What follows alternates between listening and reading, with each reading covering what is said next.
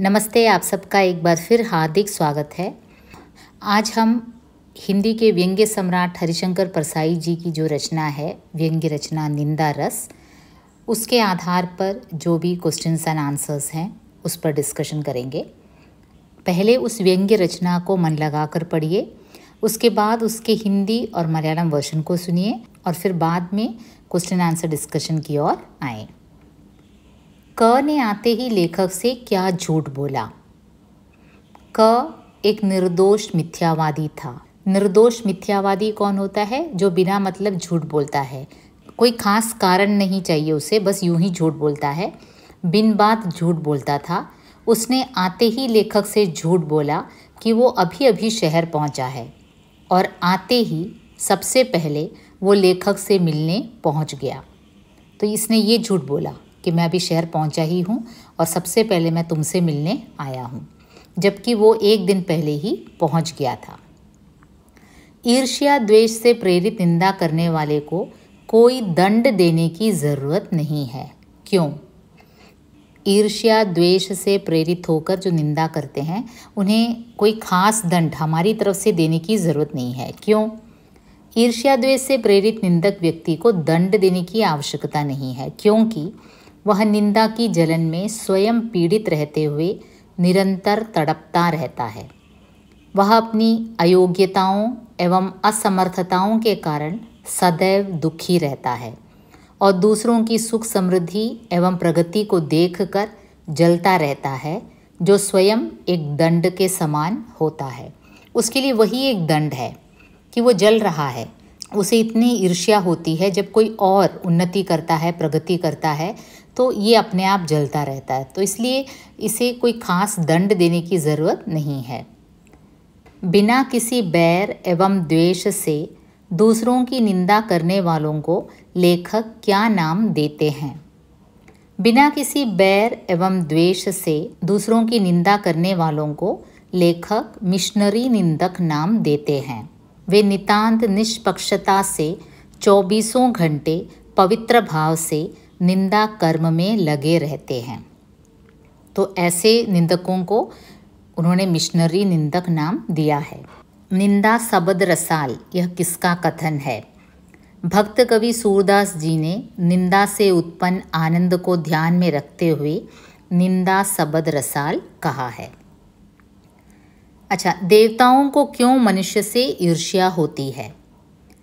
अकर्मण्यता में देवताओं को अप्रतिष्ठित होने का भय लगा रहता है। अकर्मण्य मीन्स कर्म नहीं करना। ओके, तो ऐसे में देवताओं को अप्रतिष्ठित होने का भय लगा रहता है। उन्हें लगता है कि कहीं कर्म न करने के कारण उनका महत्व कम तो न हो जाए। अतः निरंतर कर्मरत मनुष्यों को देखकर उन्हें ईर्ष्या होती है। उन्हें इस बात का भय सताता रहता है, कहीं कर्म न करने के कारण उनकी प्रतिष्ठा नष्ट तो न होगी। लेखक की पड़ोसिन की बीमारी कैसे सुधर गई? लेखक की वृद्धा पड़ोसिन बीमारग्रस्त थी और दूसरों पर आश्रित थी, लेकिन दूसरों की निंदा करने में आनंद का अनुभव करती थी। अतः जैसे ही उसने यह समाचार सुना कि पड़ोस के एक डॉक्टर की लड़की भाग गई, वह इतनी उत्तेजित हुई कि झट बिस्तर से उठी और यह ताज़ी खबर अन्य पड़ोसियों के बीच फैलाने निकल पड़ी। निंदा उसके लिए टॉनिक जैसा काम कर गई और उसकी बीमारी सुधर गई। ओके, भक्तों की तुलना में निंदकों में क्या क्या गुण मौजूद हैं? भक्तों की तुलना में निंदकों में एकाग्रता और परस्पर आत्मीयता पाई जाती है और निंदा कर्म में लगे रहने में जो निमग्नता देखने को मिलता है वो भक्तों में दुर्लभ है। क के बारे में लेखक की क्या राय है? लेखक मानते थे कि उनका मित्र क एक नंबर का झूठा था और अभिनय में भी माहिर था। वह अपने साथ दोषों की सूची लेकर घूमता था और जिस किसी का जिक्र किया जाए उसकी निंदा करता जाता था। तो क के बारे में लेखक की यही राय है कि वो एक नंबर का झूठा था, अभिनय में एकदम माहिर था और दोषों का कैटलॉग लेकर घूमता था। निंदा का उद्गम ही हीनता और कमजोरी से होता है, आशय स्पष्ट कीजिए।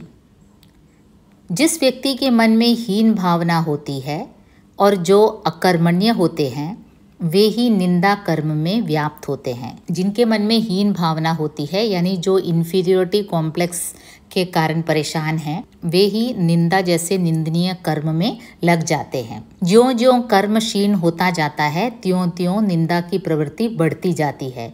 अपनी हीनता को छिपाने के लिए ही वे दूसरों की बुराई करने में लग जाते हैं। अतः निंदा का उद्गम ही हीनता और कमजोरी से होता है।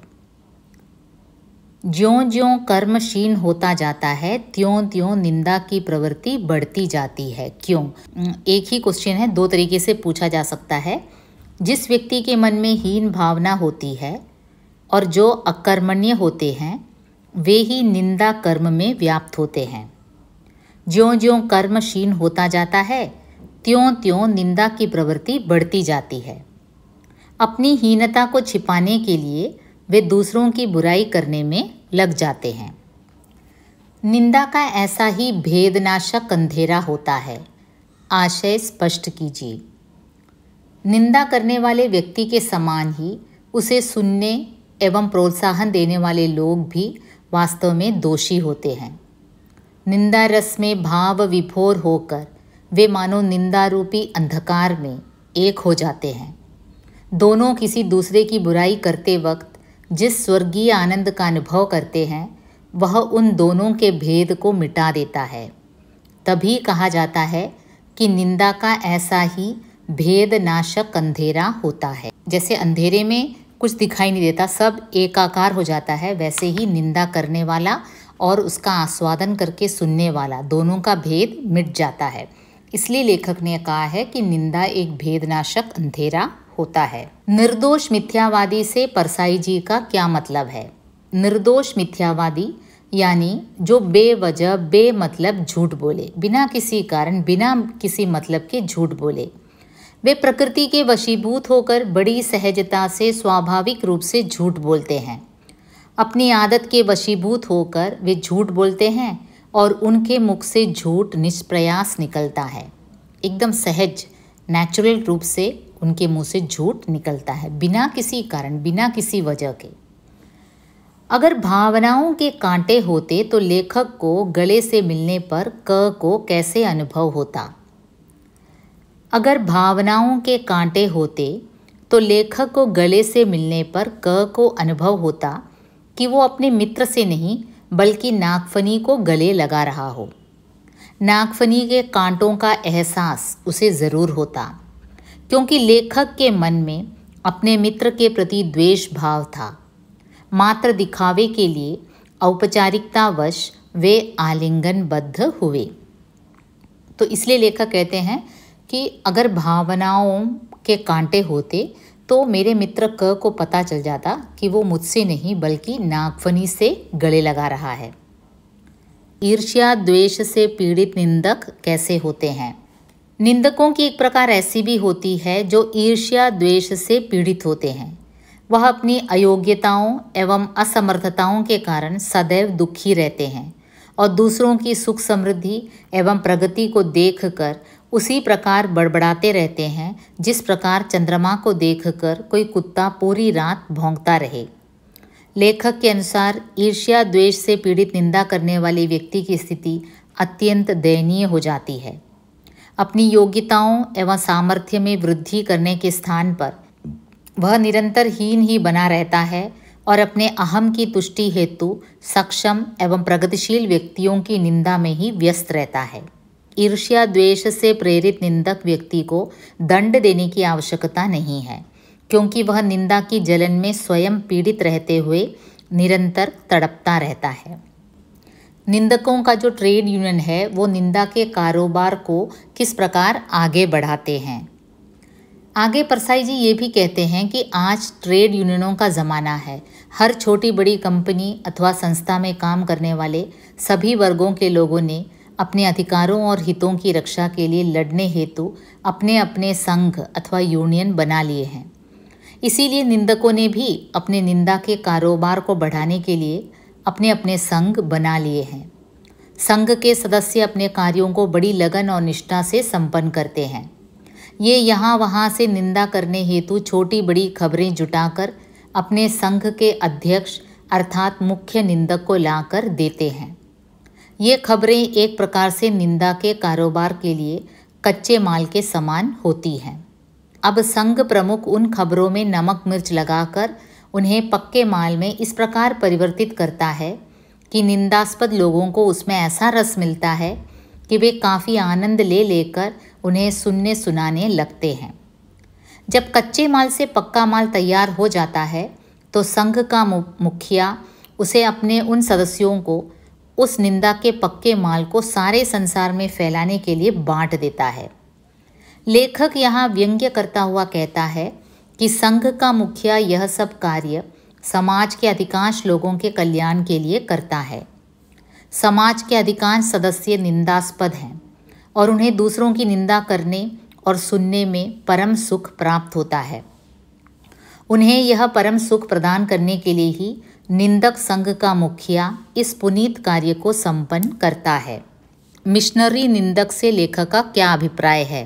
निंदकों के विभिन्न प्रकार की चर्चा करते हुए कहते हैं कि कुछ निंदक मिशनरी होते हैं जिनका मिशन ही निंदा करना होता है। उनका किसी से वैर नहीं होता है, न ही वे किसी का बुरा सोचते हैं, किंतु निंदा करना उनका स्वभाव होता है और निंदा करने में उन्हें विशेष आनंद की प्राप्ति होती है, जिसे करने में वे कोई पक्षपात नहीं करते। वे बिना किसी द्वेष भाव के धर्म प्रचार और सेवा भाव में संलग्न मिशनरी की भांति निंदा करने में लगे रहते हैं। उनका किसी से वैर नहीं होता और न वे किसी का बुरा सोचते हैं, किंतु निंदा करना उनका स्वभाव होता है और निंदा करने में उन्हें विशेष आनंद की प्राप्ति होती है। ऐसा करने में वे कोई पक्षपात नहीं करते।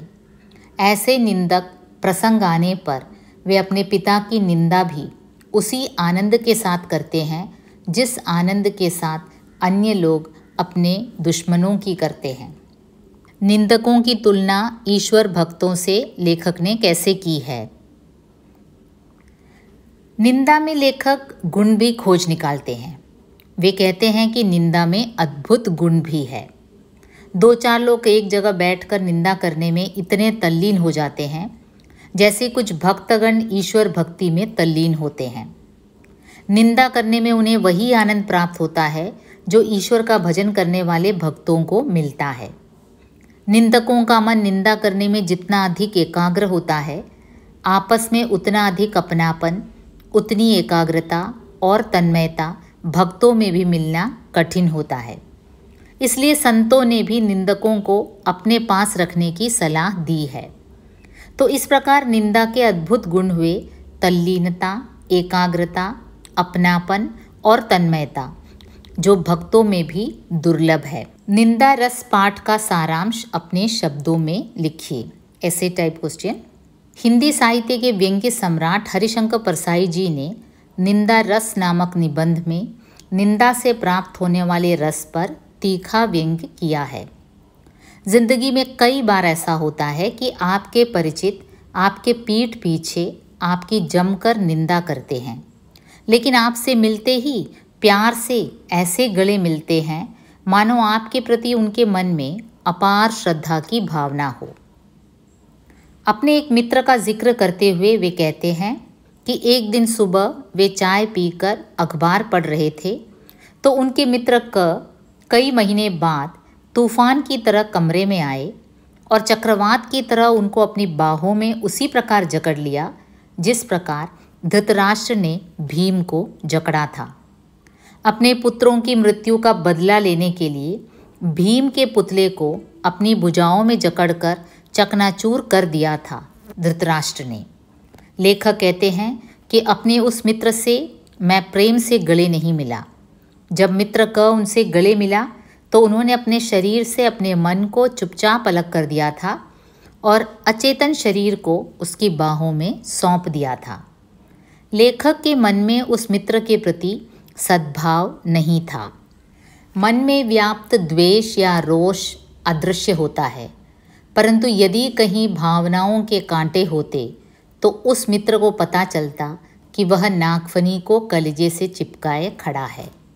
यहाँ लेखक पाठकों को परामर्श भी देता है कि जब कोई छली व्यक्ति गले मिले तो उसके सामने अपना पुतला ही बढ़ाना चाहिए। इस प्रकार के छली व्यक्तियों से समाज भरा पड़ा है। क उन सबों के प्रतिनिधि हैं। उनका वह मित्र क अभिनय करने में निपुण था। लेखक से मिलकर केवल उसकी आंखें सजल नहीं हुई, अपितु मिलन के कारण होने वाले हर्ष के सभी चिन्ह दिखाई देने लगे। और वह लेखक से बोलता है कि अभी सुबह की गाड़ी से ही वह आया है और तुरंत उनसे मिलने चला आया। इनके मित्र ने आते ही झूठ बोला। लेखक के दूसरे मित्र ने उन्हें पहले ही बता दिया था कि उनका मित्र कल से आया हुआ था, परंतु कुछ लोग आदतन प्रकृति के अनुरूप झूठ बोलते हैं। लेखक कहते हैं, मेरे मित्र ने आते ही ग की निंदा आरंभ कर दी। उसने ग की निंदा में जो शब्द कहे उन्हें सुनकर लेखक यह सोचकर कांप गया कि क ने कल ग के सामने लेखक की भी उसी प्रकार निंदा की होगी। परसाई जी कहते हैं कि उनका निंदक मित्र बहुत ही अद्भुत और विचित्र है, जिसके पास सभी के दोषों और बुराइयों का अच्छा खासा सूची पत्र है। उसके सामने जिस किसी की भी चर्चा छिड़ती वह उसी की निंदा में 4-6 वाक्य बोल देता था। लेखक के मन में भी विचार आया कि क्यों न वे भी अपने कुछ विरोधियों की निंदा अपने मित्र के माध्यम से करवा ले। लेखक ने अपने विरोधियों की चर्चा उसके सामने शुरू कर दी और उनके मित्र ने उनके प्रत्येक विरोधी की भरपूर निंदा की। उस समय लेखक को ऐसा आनंद प्राप्त हुआ जैसे किसी योद्धा को उस समय प्राप्त होता होगा, जैसे उसे युद्ध भूमि में अपने शत्रु को धराशायी होते देखकर मिलता होगा।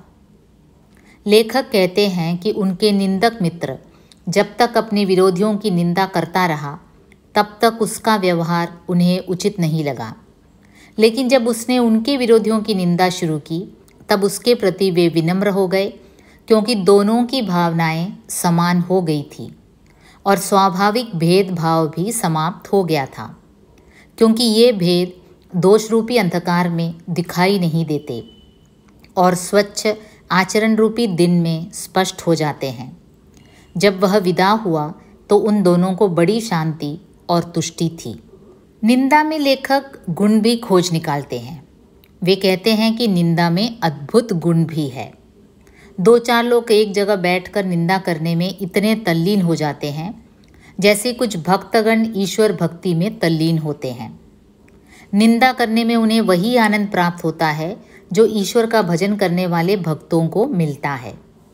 निंदकों का मन निंदा करने में जितना अधिक एकाग्र होता है, आपस में उतना अधिक अपनापन, उतनी एकाग्रता और तन्मयता भक्तों में भी मिलना कठिन होता है। इसलिए संतों ने भी निंदकों को अपने पास रखने की सलाह दी है। तो इस प्रकार निंदा के अद्भुत गुण हुए तल्लीनता, एकाग्रता, अपनापन और तन्मयता, जो भक्तों में भी दुर्लभ है। निंदकों के विभिन्न प्रकार की चर्चा करते हुए कहते हैं कि कुछ निंदक मिशनरी होते हैं, जिनका मिशन ही निंदा करना होता है। उनका किसी से वैर नहीं होता है, न ही वे किसी का बुरा सोचते हैं, किंतु निंदा करना उनका स्वभाव होता है और निंदा करने में उन्हें विशेष आनंद की प्राप्ति होती है, जिसे करने में वे कोई पक्षपात नहीं करते। वे बिना किसी द्वेष भाव के धर्म प्रचार और सेवा भाव में संलग्न मिशनरी की भांति निंदा करने में लगे रहते हैं। उनका किसी से वैर नहीं होता और न वे किसी का बुरा सोचते हैं, किंतु निंदा करना उनका स्वभाव होता है और निंदा करने में उन्हें विशेष आनंद की प्राप्ति होती है। ऐसा करने में वे कोई पक्षपात नहीं करते। ऐसे निंदक प्रसंग आने पर वे अपने पिता की निंदा भी उसी आनंद के साथ करते हैं जिस आनंद के साथ अन्य लोग अपने दुश्मनों की करते हैं। आगे परसाई जी ये भी कहते हैं कि आज ट्रेड यूनियनों का ज़माना है। हर छोटी बड़ी कंपनी अथवा संस्था में काम करने वाले सभी वर्गों के लोगों ने अपने अधिकारों और हितों की रक्षा के लिए लड़ने हेतु अपने अपने संघ अथवा यूनियन बना लिए हैं। इसीलिए निंदकों ने भी अपने निंदा के कारोबार को बढ़ाने के लिए अपने अपने संघ बना लिए हैं। संघ के सदस्य अपने कार्यों को बड़ी लगन और निष्ठा से संपन्न करते हैं। ये यहाँ वहाँ से निंदा करने हेतु छोटी बड़ी खबरें जुटाकर अपने संघ के अध्यक्ष अर्थात मुख्य निंदक को लाकर देते हैं। ये खबरें एक प्रकार से निंदा के कारोबार के लिए कच्चे माल के समान होती हैं। अब संघ प्रमुख उन खबरों में नमक मिर्च लगाकर उन्हें पक्के माल में इस प्रकार परिवर्तित करता है कि निंदास्पद लोगों को उसमें ऐसा रस मिलता है कि वे काफ़ी आनंद ले लेकर उन्हें सुनने सुनाने लगते हैं। जब कच्चे माल से पक्का माल तैयार हो जाता है तो संघ का मुखिया उसे अपने उन सदस्यों को उस निंदा के पक्के माल को सारे संसार में फैलाने के लिए बांट देता है। लेखक यहाँ व्यंग्य करता हुआ कहता है कि संघ का मुखिया यह सब कार्य समाज के अधिकांश लोगों के कल्याण के लिए करता है। समाज के अधिकांश सदस्य निंदास्पद हैं और उन्हें दूसरों की निंदा करने और सुनने में परम सुख प्राप्त होता है। उन्हें यह परम सुख प्रदान करने के लिए ही निंदक संघ का मुखिया इस पुनीत कार्य को संपन्न करता है। निंदकों की एक प्रकार ऐसी भी होती है जो ईर्ष्या द्वेष से पीड़ित होते हैं। वह अपनी अयोग्यताओं एवं असमर्थताओं के कारण सदैव दुखी रहते हैं और दूसरों की सुख समृद्धि एवं प्रगति को देखकर उसी प्रकार बड़बड़ाते रहते हैं जिस प्रकार चंद्रमा को देखकर कोई कुत्ता पूरी रात भौंकता रहे। लेखक के अनुसार ईर्ष्या द्वेष से पीड़ित निंदा करने वाले व्यक्ति की स्थिति अत्यंत दयनीय हो जाती है। अपनी योग्यताओं एवं सामर्थ्य में वृद्धि करने के स्थान पर वह निरंतर हीन ही बना रहता है और अपने अहम की तुष्टि हेतु सक्षम एवं प्रगतिशील व्यक्तियों की निंदा में ही व्यस्त रहता है। ईर्ष्या द्वेष से प्रेरित निंदक व्यक्ति को दंड देने की आवश्यकता नहीं है, क्योंकि वह निंदा की जलन में स्वयं पीड़ित रहते हुए निरंतर तड़पता रहता है।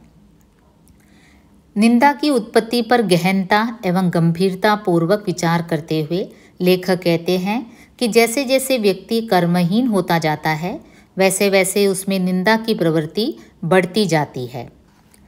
कर्मठ व्यक्ति में न तो ईर्ष्या और द्वेष का भाव होता है और न उसमें निंदा की आदत होती है। वस्तुतः अपनी कर्मशीलता के क्षणों में उसे इन बातों का ध्यान ही नहीं रहता। हीन भावना से ग्रस्त व्यक्ति दूसरों की निंदा करके तथा उन्हें तुच्छ और निकृष्ट बताकर अपने अहम की तुष्टि करता है। वह समझता है कि इस प्रकार वह समाज में अपने महत्व की स्थापना कर रहा है। उसका यह प्रयास ऐसा ही हुआ जैसे कोई व्यक्ति किसी की बड़ी लकीर को मिटाकर अपनी छोटी लकीर को बड़ा समझने लगे। संक्षेप में कह सकते हैं कि अपने व्यंग्य लेख के द्वारा परसाई जी समाज में व्याप्त एक ऐसी विसंगति की ओर हमारा ध्यान खींचते हैं जिसमें हम सब जाने अनजाने भागीदार हैं। हम अकर्मण्य भाव से दूसरों की निंदा करते हैं या फिर दूसरों के द्वारा की जाने वाली निंदा में आनंद लेते हैं। तभी निंदा को एक रस का दर्जा प्रदान करने की हास्यात्मक बात लेखक ने उठाया है।